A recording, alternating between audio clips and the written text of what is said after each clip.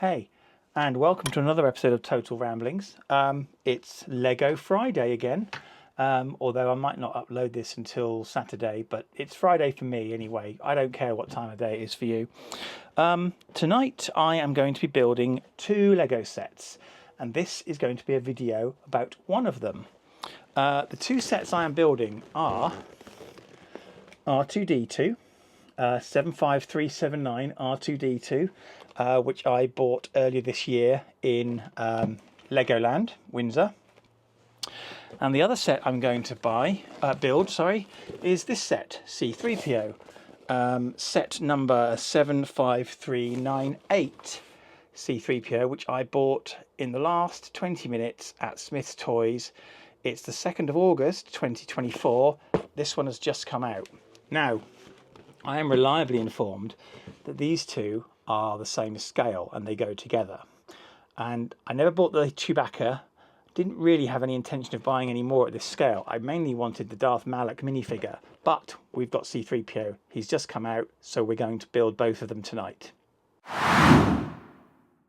This particular video is going to be building R2-D2, and at the end of this video I'm going to show you both R2-D2 and C3PO together, so you can judge for yourself whether you think they go together as a set.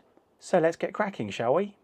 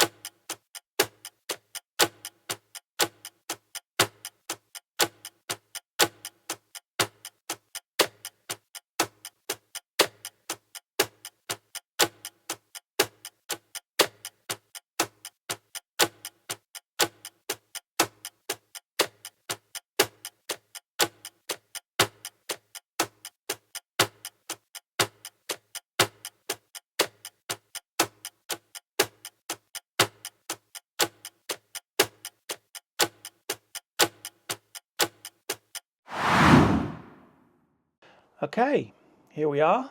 R2-D2 is complete. He has taken me precisely 2.5 episodes of Star Trek: The Next Generation to build, although I did skip the opening credits. So if you can work out an approximate time from that, then more power to you. Let's have a look at the minifigs first. So this is a 25th anniversary set, and with this particular one, and this is the reason I bought this set when I went to Legoland, this is Darth Malak. Darth Malak is from the Old Republic game and has absolutely nothing to do with R2-D2. Many of the special 25th anniversary minifigs have kind of nothing to do with the subject matter to which they're linked. Doesn't matter. He's quite cool. He's got his metal jaw, nice stiff cape, a little bit of back printing on there, standard lightsaber, no hairpiece, some printing on the back of his head, but no sort of double face. And then of course we have the 25th anniversary, 25 years of Lego Star Wars. I was there when it started. We come with this piece as well, and the idea of this is that you can clip these bases together, and all the 25th anniversary figures, you can have them in one stand if you want. We also have, of course, R2-D2. As usual with Lego, his head's printed wonky. They very rarely seem to get that right. Printing on the back. I don't think there's anything particularly unusual about this R2-D2. I could crack open all my R2-D2s. They're in a box behind me, but I'm not going to. You do get a brick separator with this. If you're interested, these are the spare pieces. Let me just double check something. Yeah, seem to get an awful lot of these whip pieces which are used for the cabling here. I mean, I've got like 4 spares and I'm not really sure why, but anyway, those are the spares. And we also have some attachments that we can attach to R2. So I'll probably try and show you those in a minute. We have the plaque, the sort of UCS style plaque. Now these days they're printing them, which is excellent. And also the injection mold hole isn't there in the middle, which is good. So we don't have this one as a big sticker. However, we do have stickers in the set. This is the sticker sheet.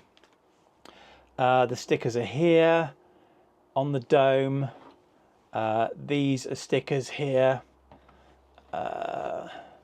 Another one back there on the dome.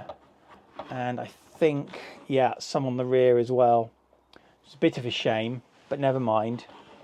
Let's have a look at R2 himself, shall we? So, as you can see, he has 3 legs. Now, unlike previous large-scale R2-D2s, the middle leg just comes out. It doesn't go back inside.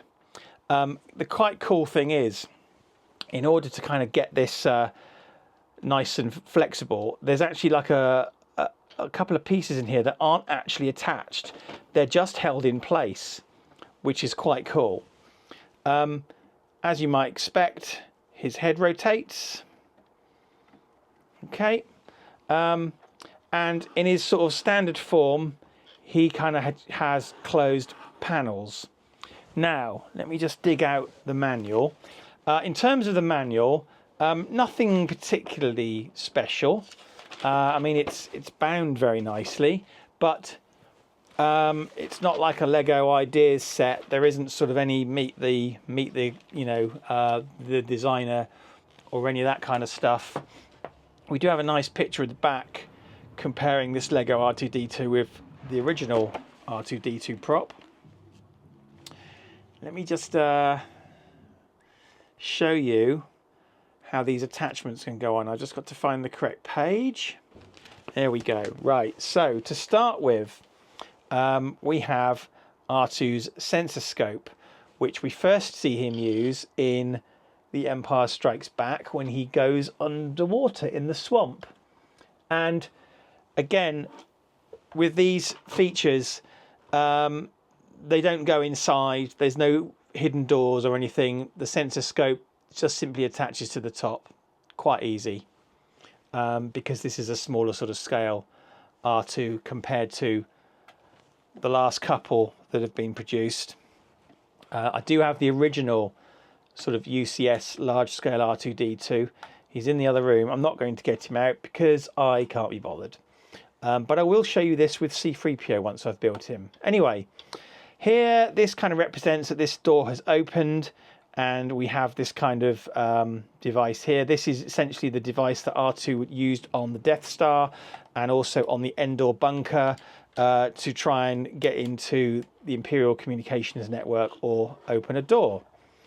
And then on this side, when we remove this particular panel, we're able to install this.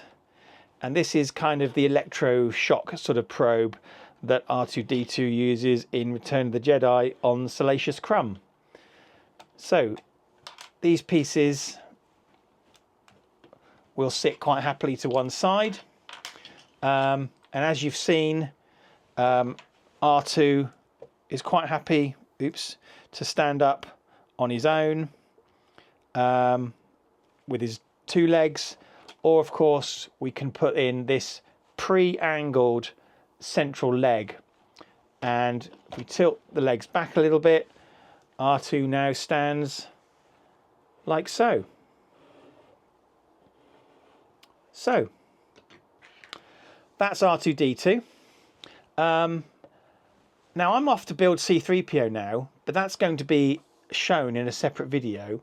But what I will do at the end of this video is I'm going to show the 2 of them together. So don't go away. I've just started building C-3PO and I forgot to mention one thing. for those who are interested, I'm not the best Lego reviewer. There were 12 bags in this box, 12 bags in total. And there is one thing that I'm a little bit, disappointed with. And I don't know how well this is going to come across. The Lego white, it almost seems like pre-yellowed in some places. It's not consistent. It's not consistent at all. So this panel here in particular, this side panel, is distinctly yellower than the white panels around it. I mean, we also have the situation where the white on this sticker doesn't match the white of the Lego. And also with these kind of leg panels here, it's a different color white. It's pre-yellowed. It's the only way I can possibly describe it. Now, I think to a degree, you can probably get away with that with R2-D2 because he's quite an old droid and he's seen a lot of action. But I have to say, from a Lego quality control perspective, not the best. Right, here they are. So, when I was a kid, I saw Star Wars age 6 in 1977. And you couldn't get much merchandise at the start. But my stepdad, my first stepdad, he built me Darth Vader's TIE Fighter and an X-Wing, which I remember hanging from the ceiling. Darth Vader's TIE Fighter had interesting landing gear, if I remember rightly. But also, you could get these two as well. And I had these two as sort of model kits. I didn't make them. I don't do model kits. It's why I do Lego. But he did make them for me. If I remember rightly, there was an elastic band holding C-3PO in the middle. I'm pretty certain that was the case. But basically, this little setup here, it really reminds me of those early sort of kits. And as you can see, 3PO is on a base, R2-D2 isn't. But I'm pretty certain the scale is pretty much spot on. And it's nice to kind of have them together. And I think it looks really cool. Let me just put away these side builds for the moment. It's a pity that the R2 doesn't come with a plaque like 3PO does, but we get the 25 years on this minifigure stand instead for a figure that's got nothing to do with R2-D2, but never mind. Yeah, I think this is really nice as a set. It makes a nice little sort of diorama. I've seen one other review of 3PO, and there was a complaint that there's kind of like too many different colours of gold or sort of tan in the build. I honestly don't think that's a valid criticism at all. C-3PO is a bit battered and worn by the time we first meet him in Star Wars, the first film. I mean, he's got a silver leg, for goodness sake, which doesn't match anything else. I mean, even in the sequels that we don't talk about, he's got a red arm, you know? So he's not meant to be uniform in colour. That's kind of the point of him. And I think, again, you can kind of get away with it here. So, yeah, that's what the two look like together. I really hope you've enjoyed this review. I've enjoyed watching lots of Star Trek, The Next Generation. I'd like to thank you very much for watching this Lego review today. If you like Lego reviews, then I try and do them every Friday or sometimes more. I've got some more sets that I've bought this week that I need to build that have just come out. I also do sort of drone flights, general life stuff, unboxing, other toys. So I'd just like to say thank you very much for joining. If you're just here for the Lego, please come back. But if you want to watch some of my other stuff as well, then obviously come back for that as well. I would really appreciate it. Thanks very much. Bye. If you enjoy what I do here, although I can't think why, please remember to click the like button, smash that subscribe button, and hit the bell icon to be notified whenever I post a new video. You might also want to check out my website, www.worldsbestestpoet.com. if you fancy a laugh.